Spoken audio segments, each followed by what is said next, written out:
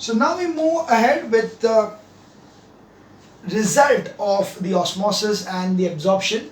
So once the water has entered into the plant, then what will be the condition of the plant, or what would be the stage of the plant what it has reached. So we have got two different kinds of conditions of the plant.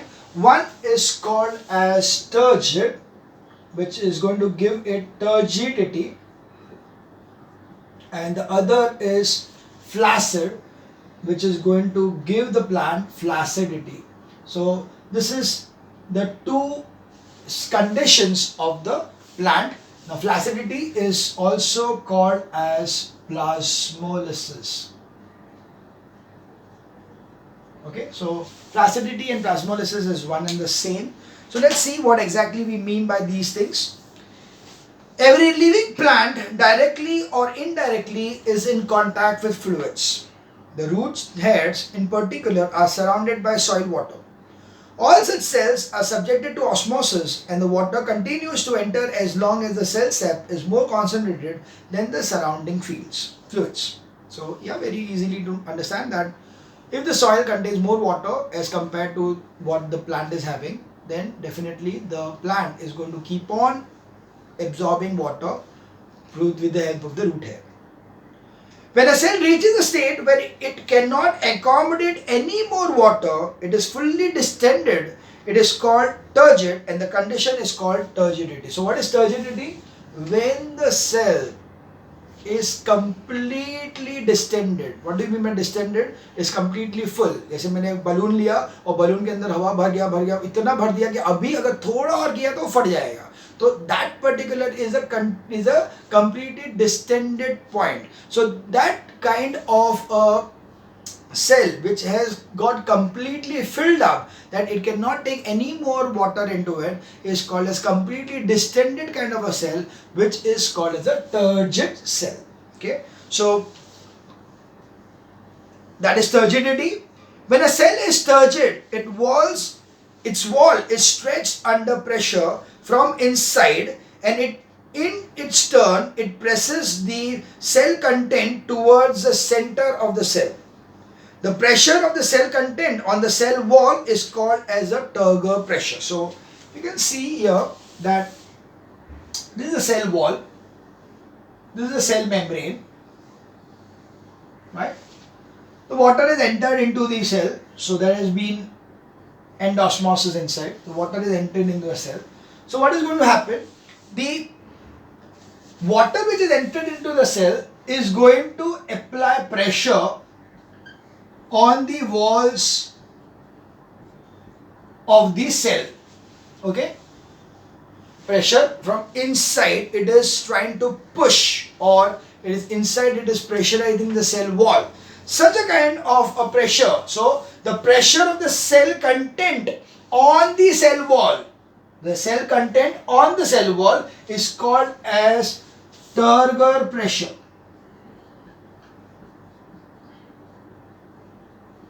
Okay, so the one which is applied on the cell wall, so inside content applying the pressure on the cell wall, is the turgor pressure. Whereas the pressure exerted by the cell wall on the cell content, see what will happen? The cell wall भी ऐसे रुकने वाला थोड़ी है. Cell wall क्या करेगा? वो अंदर pressure देगा. भाई अंदर जा चल. ये अंदर से धक्का मार रहा है बाहर फेंकने के लिए. वो क्या करेगा? अंदर से बोले चल अंदर रहो, चलो अंदर रहो, चलो अंदर रहो, बाहर निकलना नहीं है तुम लोग को, अंदर रहो. So it is going to give you a pressure give the plant pressure inwards. Okay. So the cell wall exerts a pressure into the cell, onto the cell. So the cell wall, the pressure exerted by the cell wall on the cell content is called as the wall pressure. So the blue color inside, the pressure inwards, is the wall pressure. So that's why the cell will be under two pressure. During turgidity, there will be two pressures. One is the turgor pressure, which is the cell content applied on the cell wall, and other is the wall pressure, which is the wall applying the pressure inwards. If at any time the cell wall is unable to bear the turgor pressure, it ruptures and the cell contents burst out. So normally this should be able to withstand this pressure. But in case it so happens that the inside pressure is too high, the turbo pressure is too high for the cell wall to withstand it, then the cell wall will burst. So it ruptures and the cell contents burst out. This is exactly what happens when fruits and vegetables sometimes burst. You must have seen, especially the grapes, when you put it inside the water, it is possible that it will just rupture a bit. So that rupturing of the cell is of the cells of the grape is basically due to the turgor pressure inside the grapes which was generated. When turgid, the cell is in a somewhat balanced state. So when it is turgid, balanced state क्यों? क्योंकि जो अंदर pressure दे रहा है और जो बाहर pressure दे रहा है वो इक्वलाइज हुआ है. So that's why it is an equilibrium. Force from outside and inside is the same. So that's why it is balanced. No more water is entering or leaving it. So first thing is that कोई पानी बाहर नहीं जा रहा है, कोई पानी अंदर नहीं आ रहा है, because it is balanced. यानी no kind of movement taking place. Its turgor pressure counterbalances the wall pressure, and therefore there is no further absorption of water, even though the concentration of solute inside the cells may be greater than the outside the cell. So even if the concentration of the cell is different over here and different outside, but because of the wall pressure being equal to the turgor pressure, that's why there is no possibility of osmosis taking place, and hence there is no absorption taking place, and so it is said to be under balanced condition or equilibrium. So we see that the turgor pressure counterbalances the wall pressure, and therefore there is no further absorption of water, even though the concentration of the solutes inside the cell may be greater than outside. यहाँ पे concentration ज़्यादा है solute का, that means water content कम है बाहर से, यानी it can take in more water as per osmosis, but it cannot take it because the pressure over here is not allowing it. The inside pressure, the turgor pressure, is not allowing the wet water to come inside. So that is why it is going to be completely under balanced state. So then we move on to flaccidity or plasmolysis. When a living cell, such as a cell of a leaf or an aquatic plant, is placed in fresh water, it remains in a fully distended condition. We know very well. So when we are taking a plant and we put it in fresh water, or we take it in it is fully distended, so means it is like blossom, blossom condition. Now, its plasma membrane remains closed in contact with the cell wall. So you can see the plasma membrane and the cell wall are in close contact with each other, and the cell wall presses against each other, just like a rubber blade of a football pushes against the leather casing.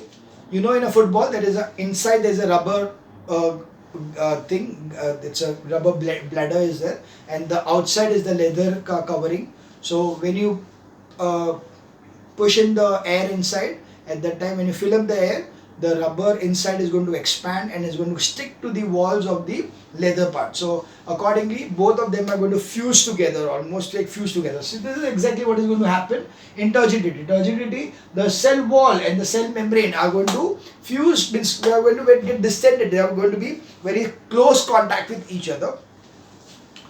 So if this plant cell is now kept in a 5% salt solution for a few minutes, it will lose its distended appearance. The cytoplasm will shrink and the plasma membrane will withdraw from the cell wall. This shrinkage of the cell wall is called as plasmolysis, and the cells in this state are said to be limp or flaccid. So now what happens, if this particular cell, which is completely distended, is placed in a salt solution, 5% salt solution, means here what will happen, that the solute content is more, solvent content is less as compared to this. Accordingly, there will be water coming out from the cell, and what is going to happen is exosmosis.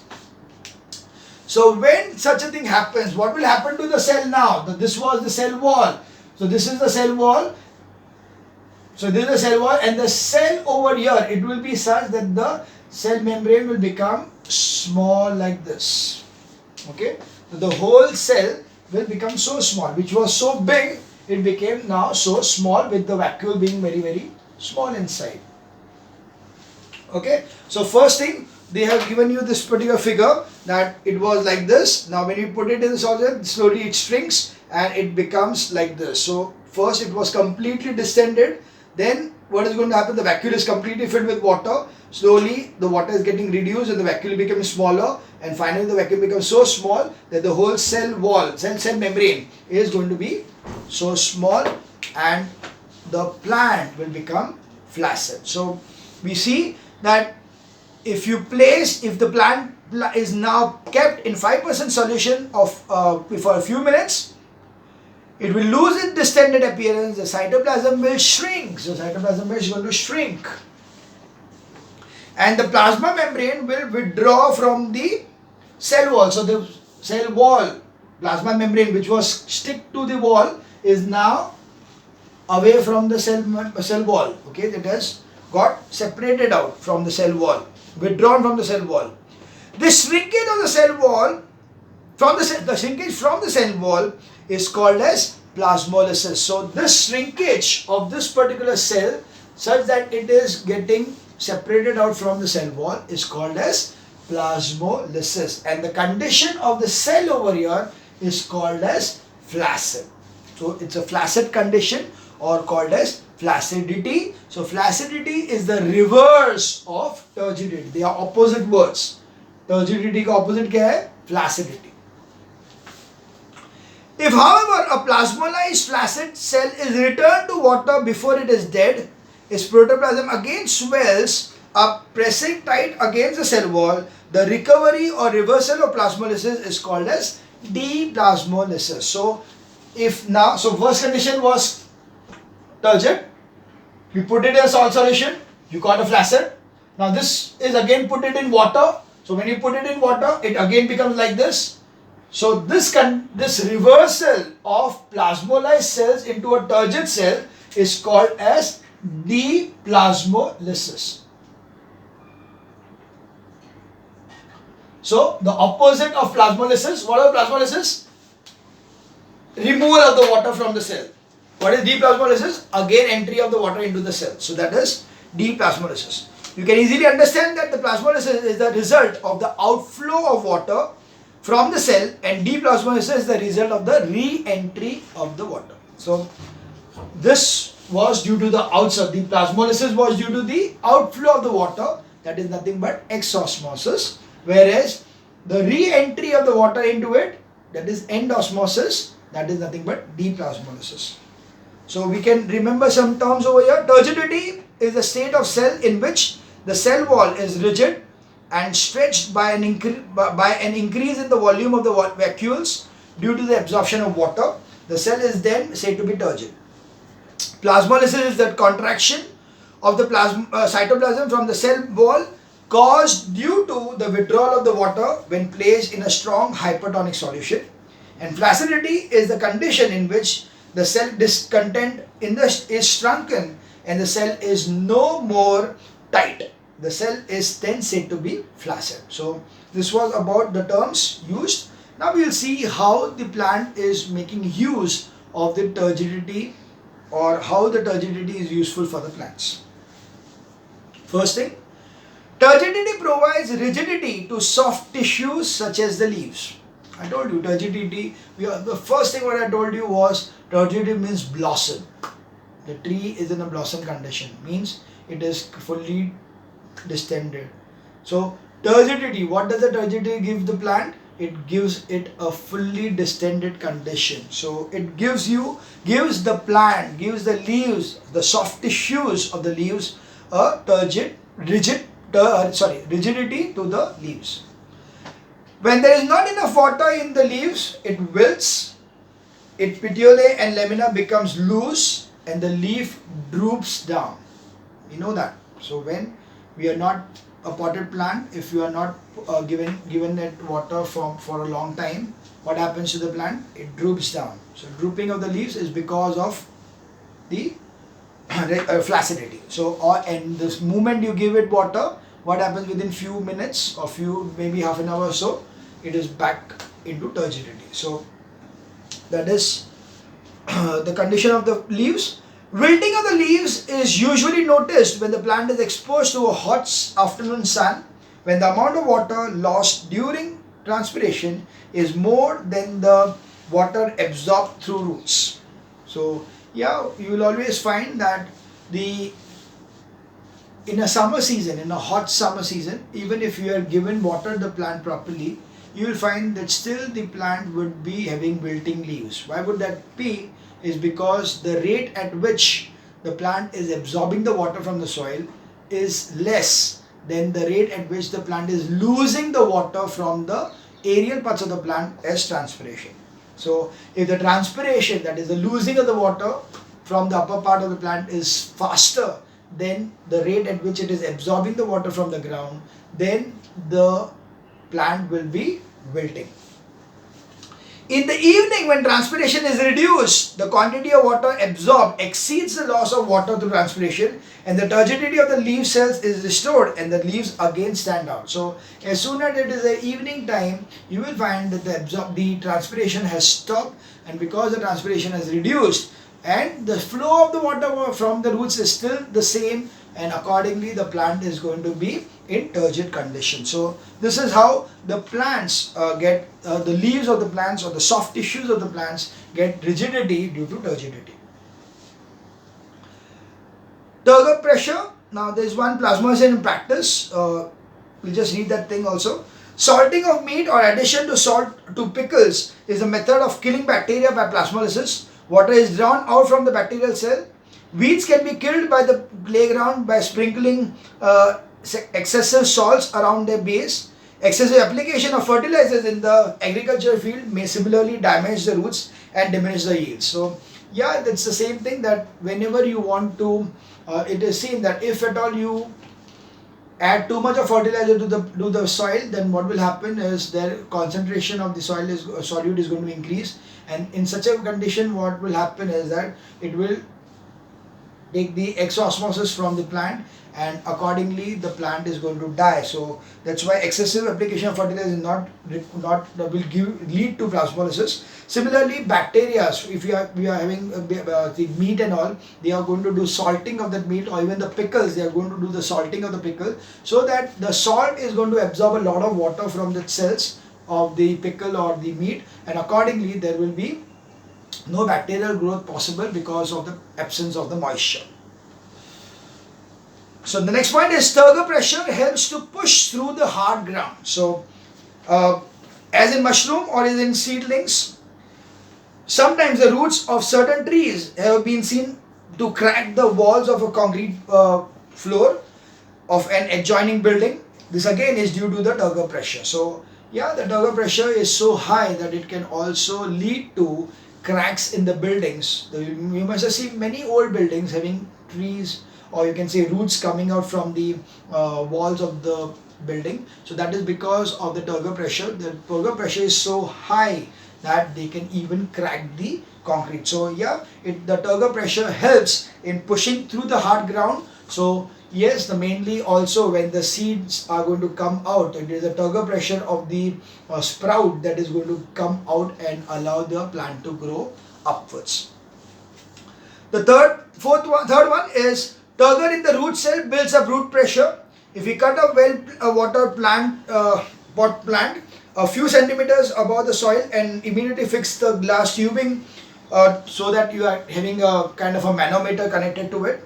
So mean our rubber connection water to start coming out of the cut end of the stem and rising up in the glass tubing. This rising water can raise the mercury level in a connected manometer.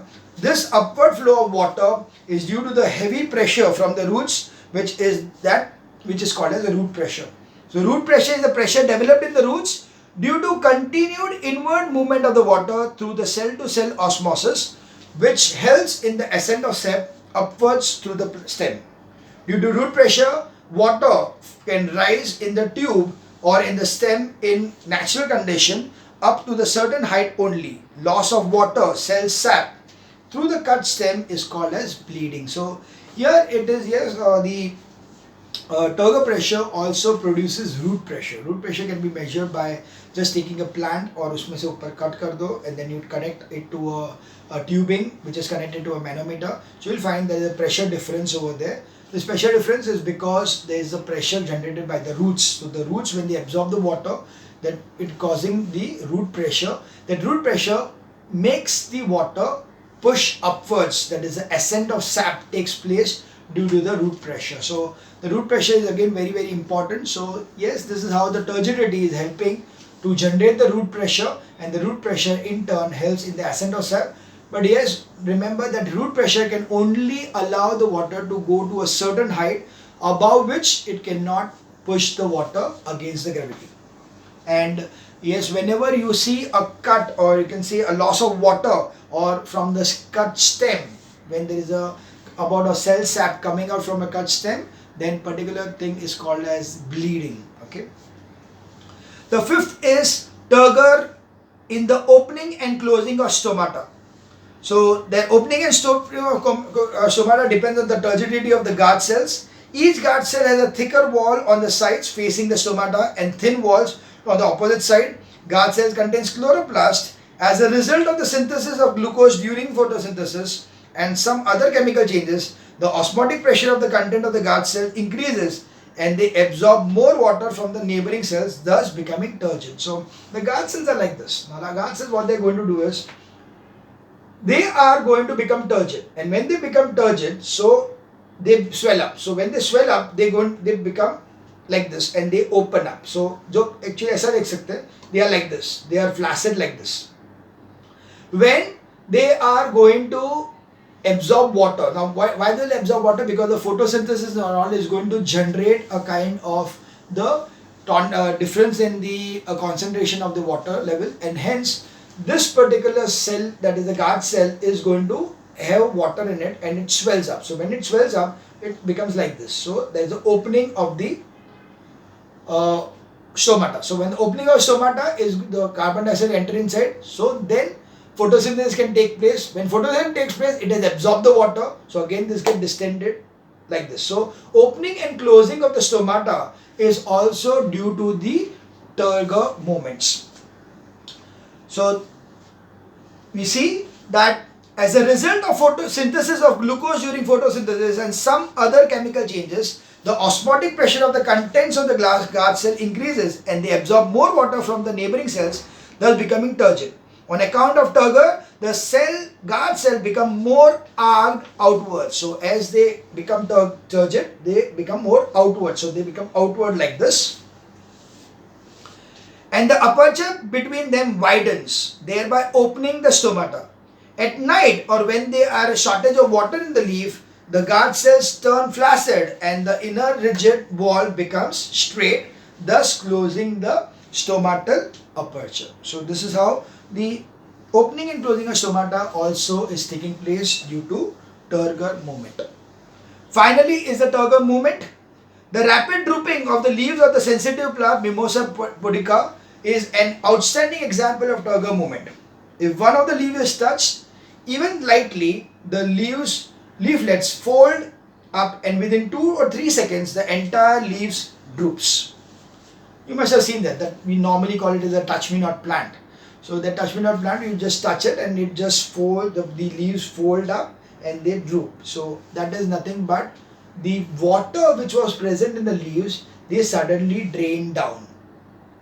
Because of the touch, the water drains down. So the turgid condition becomes flaccid. So if a leaf is touched somewhat strongly, the wave of folding and drooping spreads from the stimulated leaf to all neighboring leaves. Slowly the leaves recover and again stand erect. In this plant, the stimulus of the touch leads to loss of turgor at the base of the leaflet. So as soon as there is a stimulus of the touch, it is going to produce a kind of leads to the loss of turgor at the base of the leaflet, and the base of the petiole called pulvineus. Somewhat similar turgor movement are found in an insectivorous plant whose leaves close up to trap a living prey. The Venus flytrap also have a similar time. As soon as the insect touches here, there is a turgor movement due to which this closes. So that is how it went. The bending movement of certain flowers towards the sun and the sleep movement of the leaves of certain plants at night are also due to turgor movement. So yes, the fifth thing is what the plants get by the turgidity is the turgor movement. So the mimosa plant, the Venus flytrap, the movement of the sunflower, so all these are the examples of turgor movement. So this was about the turgor movement. Now this turgor movement, this particular diagram over here is very important. They have been asking this a lot of time for labeling. Not only that, they will also give you as a jumbled words, that they will tell you that how the water is entering inside. So they will tell you that right in the sequential order, that what are the areas through which the water is entering into the xylem. So here you can see that the first one are the root hair, then it is passing the epidermis, then it goes to the cortex, then it goes to the the endodermis, then it enters the phloem, and then the xylem. So this is the pathway of the water. So, or we can say the cells from the outermost point to the innermost point, that is the xylem. So this is how they move, and you need to learn this particular diagram labeling in a proper manner. So this is about, I think I'll stop for this particular video. We'll continue with the root pressure and the different experimentations regarding this chapter in the next video next time.